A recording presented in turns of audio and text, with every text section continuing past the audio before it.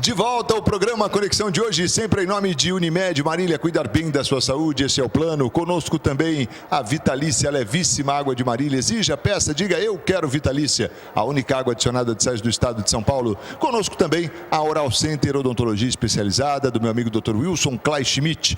A Lapa Reforço de Fundações, São Vicente 235, fone 33040334. É o fim das trincas e rachaduras. Se você sofre aí, sua casa está sofrendo com trincas e rachaduras, entre em contato com o pessoal da Lapa Reforço de Fundações e também a Unimar, a Universidade de Marília, com as inscrições abertas para o vestibular 2018. Faça já a sua inscrição.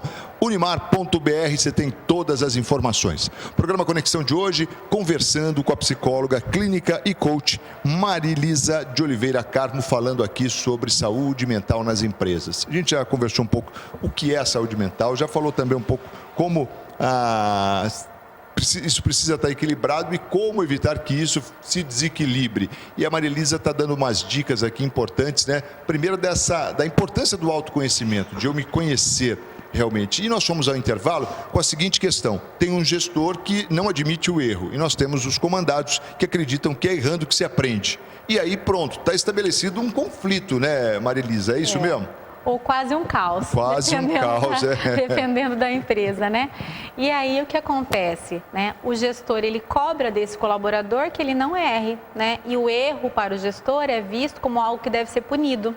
Então, ele muda férias do colaborador, ele não deixa tirar naquela data, ele não deixa tirar banco de horas, ele faz algumas coisas porque ele acredita que punindo a pessoa vai entender que ela precisa não errar mais, assim como foi a história dele no passado, né? Quando criança, que a gente vai sendo moldado aí, vai construindo as nossas crenças, as nossas verdades e vai agindo conforme acredita. O que acontece? Isso acontece muito nas empresas e desmotiva demais a equipe, porque a equipe gostaria, as pessoas, para estarem motivadas, precisam acreditar que o ambiente ele tem que ser propício, por exemplo, para errar, ele tem que ser propício para tentar novamente, e ele não vê essa condição. E aí existe o que a gente está falando hoje, que é o desequilíbrio psicológico. Ele não tem condições de falar, esse gestor não ouve e ele não vê mais saída, ele não quer reclamar, ele não quer se posicionar e ele começa a adoecer. Então, há uma necessidade tremenda de trabalhar, né? Do sustento que vem dali. Exato. As responsabilidades, enfim, aí tudo... Aí muitas vezes ele não tem outra opção senão se submeter àquilo. E como no bloco passado a gente começou dizendo, a importância do autoconhecimento nesta situação, por exemplo, ela é fundamental, porque se o gestor ele passa por um processo de autoconhecimento, ele começa a entender que não necessariamente a verdade dele deve ser a única, que ele pode ouvir, que ele pode abrir o horizonte, que ele pode experimentar outras situações que de repente seja mais favorável para a equipe dele do que só a única visão que ele tinha até então. Então o autoconhecimento ele vem assim para enriquecer de uma forma e contribuir para que as pessoas sejam saudáveis mentalmente, né? Estejam em harmonia entre o que estão sentindo, o que estão pensando, e isso só ganha, né? Todo mundo só ganha, a empresa só ganha, ela torna-se mais produtiva, ela tem menos rotatividade, ela tem menos afastamento. Hoje no Brasil, o afastamento por doença mental, ele é a terceira maior causa hoje. Terceira maior causa. E aí? E é isso que eu ia te perguntar. As empresas, como é que elas estão em relação a esse olhar? Elas estão atentas a isso? Quer dizer, se você tem uma informação de que é a terceira maior causa de afastamento, se não estão, está na hora de começar a olhar para isso, né? Exato. Hoje em dia, a gente ouve muito falar que os afastamentos, eles são por depressão, né? Mas a maior parte dos afastamentos ainda é por alguma doença física, né? Vamos dizer assim, sim, quebrou um pé, tá com uma gastrite, uma úlcera.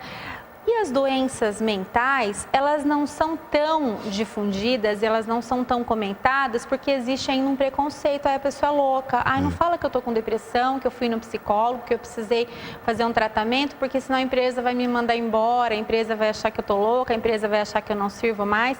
E cada vez mais a gente precisa fazer essa conscientização que você, eu, todos nós estamos sujeitos, né, a estar em desarmonia, Sem né, dúvida. com essas questões que vêm do exterior e que muitas vezes a gente não sabe lidar.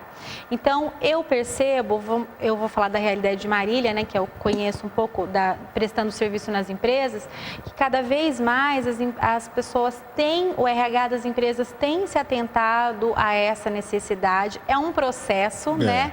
Não é assim tão favorável, porque ele é um processo de entendimento, porque a gente fala muito em saúde física e parece que saúde mental às vezes é um pouco de frescura, né? Assim, é algo desnecessário. Muito ainda, né? Infelizmente, é muito assim ainda. Infelizmente, mas eu vejo que algumas empresas elas estão já muito preocupadas com isso, têm se investido em programas, né? Tanto de prevenção, quanto de diagnóstico, quanto de tratamento, e isso tem gerado muito mais resultados para a empresa, porque a curto prazo parece que é algo que não é necessário, mas esse trabalho a longo prazo, ele reflete muito positivamente nos resultados, porque tem pessoas na empresa que são mais felizes, que estão mais harmoniosas, que têm mais foco, mais atenção, né? Estão mais engajadas nas atividades. E quando o colaborador, ele percebe que a empresa valoriza isso, ele deixa de sentir um número do crachá. E ele passa a ser uma pessoa que realmente está colaborando para os resultados da empresa. Não só um funcionário, né? Um colaborador, realmente. É interessante, né? Porque acho que essa questão, você falou bem, ainda há um preconceito com relação às doenças emocionais, né? E a gente percebe também que talvez a própria empresa ainda não consegue entender que ela pode gerar essa doença, né? Que o ambiente que ela tem, porque são dois pontos, né? Um é eu reconhecer, primeiro é eu reconhecer que eu estou doente, né? E que é uma doença emocional, e depois é que o meu agressor, o agente agressor, quer dizer, o trabalho está gerando isso, quer dizer, a empresa reconhecer que o ambiente está fazendo mal para o seu colaborador, também acho que rola essa dificuldade, né? Sim, porque, como eu falei, como nós temos crenças, se eu tenho uma crença de que a empresa deve funcionar desta forma, são esses tipos de atividades que eu vou propor para as pessoas que estão trabalhando lá agirem desta forma. Um ambiente, de repente, mais rígido, um ambiente mais controlador, um ambiente menos delegável, um ambiente que não vai proporcionar tanta liberdade e autonomia para o colaborador. Portanto, a empresa que valoriza isso, ela entende que essa autonomia ela é necessária para que as pessoas possam sugerir, possam fazer o que gostam, o que gostem. E é muito interessante porque a gente começa a perceber um movimento com essa geração que vem agora, né? Com essa geração nova, de que cada vez menos esses jovens eles se submetem a esse esquema cultural, né? Porque cria-se uma cultura nas empresas e cada vez menos hoje o jovem ele precisa ver sentido nas coisas. Essa geração aí, ela não trabalha mais, ela não nasceu na época em que você precisava crescer, fazer uma boa faculdade, arrumar um bom emprego e se aposentar muito bem para depois você viver a vida, desfrutar, pescar, viajar. Né? Não se fala mais nisso. A cada dia as pessoas precisam ver sentido no que elas fazem. Os adolescentes, jovens, essa nova geração. Se eles não estiverem vendo sentido, eles não ficam. E os gestores, eles têm que se acostumar com isso, porque hoje é uma geração cada vez que cobra mais, que pede diferente. E a gente precisa se adaptar, né? A empresa precisa se adaptar a isso. Com certeza. Olha, a gente está conversando aqui de saúde mental nas empresas com a Marilisa, que é psicóloga clínica e também coach, falando exatamente sobre essa questão e dando algumas dicas aqui de como nós podemos, né, lidar com essas situações, né? E são situações que vão acontecendo mesmo no nosso dia a dia, e isso é muito natural também, esses conflitos acontecerem, porque você tem gente de tudo quanto é tipo, é o que a gente mencionou, tem gente que foi criada de uma forma mais rígida, outras de uma maneira mais tranquila, mais flexível, né, eu diria, e aí você, de repente, lá na frente se depara com gente que tem pensamentos diferentes dos seus, né? Quer dizer, aí vai muito essa questão também do preparo dos gestores, né, Marilisa? Acho que bom, a gente espera realmente que o gestor seja um gestor, ou seja, ele comande, né? Então ele precisa não simplesmente dar ordem, mas ter conhecimento disso tudo, né? E até contar com uma ferramenta importante da psicologia nisso tudo. Sim, com certeza. Onde é que a área da psicologia dentro das empresas contribui com o resultado, né? Onde é que o RH ele pode ser estratégico? Ele deve ser estratégico, né? Ele atuando como parceiro de negócio com esses gestores, fazendo essa intermediação nas relações com as pessoas, né? Dentre outras, todas as outras questões que o RH cuida. Mas, especificamente falando de saúde mental, esse RH, ele tem que atuar como um parceiro, entendendo como é que está o clima das equipes, entendendo como é o funcionamento desses gestores, quais os impactos que a gestão dessa pessoa está causando, né? Como você falou, é difícil entender que às vezes é o meu jeito que está impactando na doença. É muito mais fácil responsabilizar o outro porque ele é frágil, porque ele é sensível, porque ele não sabe lidar com pressão, do que a pressão que eu coloquei, eu não percebi que foi demais para o que ele poderia responder, né? E assim, isso não é difícil de perceber. Você percebe a cultura da empresa desde a portaria. É muito nítido isso, né? A forma como a pessoa te recebe, e aí você vai adentrando na empresa, você vai percebendo se é uma empresa que valoriza as relações ou se é uma empresa que valoriza os processos. Né? Então, assim, a gente precisa entender que os processos, eles acontecem através das pessoas. E para que aconteça o resultado, as pessoas precisam estar bem para responderem a esses resultados. As relações são extremamente importantes. Então, e eu ia até te perguntar o seguinte, esse tipo de coisa, de problema, a gente não pode, uma boa parte, evitar no momento da contratação, ou não? É difícil você mensurar essa coisa, né? De onde você está encaixando a pessoa para aquele perfil e tal. Como é que é isso? Isso influencia muito? Excelente pergunta, muito boa pergunta. Vai de uma das necessidades das pessoas que trabalham dentro do RH de estarem preparadas para... Primeiro, vou voltar no ponto que eu sempre vou tocar nessa tecla.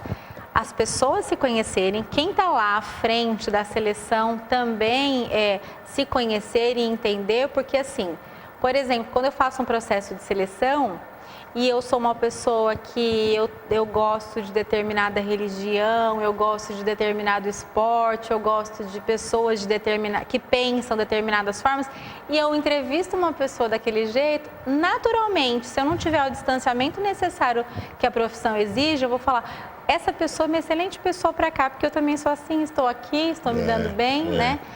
E aí é um erro enorme, né? Então, sim, o profissional ele tem que se conhecer, tem que ter o distanciamento natural que a profissão exige para entender que aquela pessoa, ela tem algumas expectativas que, de repente, você, conhecendo a empresa, sabe que não vai ser tão possível que aquilo se concretize. E aí você vai adequando o perfil da pessoa ao perfil que é exigido da função. Quanto mais eu conseguir chegar perto desse alinhamento, as minhas chances de uma contratação assertiva, elas são muito maiores.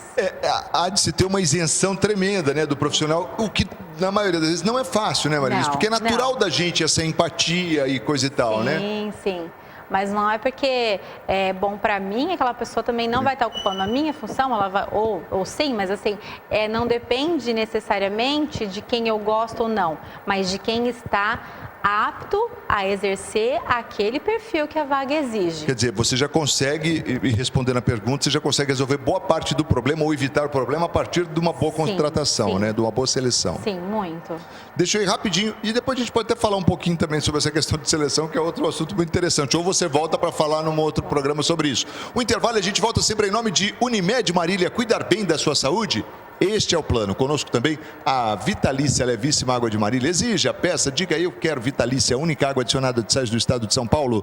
Oral Center, odontologia especializada, do meu amigo Dr. Wilson Clay Schmidt. Também com a gente a companhia da Lapa Reforço de Fundações, na São Vicente 235, fone 33040334. E Unimar, Universidade de Marília, com vestibular 2018, com as inscrições abertas. Não perca. Rapidinho intervalo, a gente volta na sequência falando sobre saúde mental nas empresas com a psicóloga clínica e coaching Marilisa de Oliveira Carmo. Rapidinho, não sai daí não, a gente volta já.